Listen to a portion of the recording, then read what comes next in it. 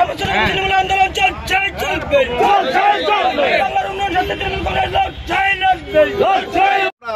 তাদের হাতে আমাদের দলের পতাকা দিলাম, আমি তাদেরও অভিনন্দন জানাচ্ছি, আপনাদেরও অনুরোধ।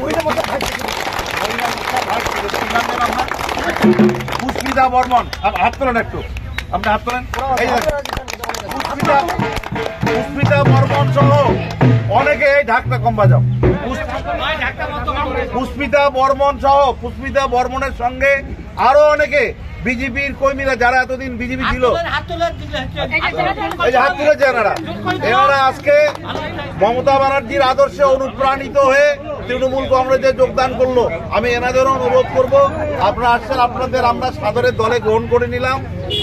আপনারাও বিজেপির ব্যর্থতার কথা আপনাদের এলাকায় এলাকায় প্রচার করবেন। ধন্যবাদ সবাইকে।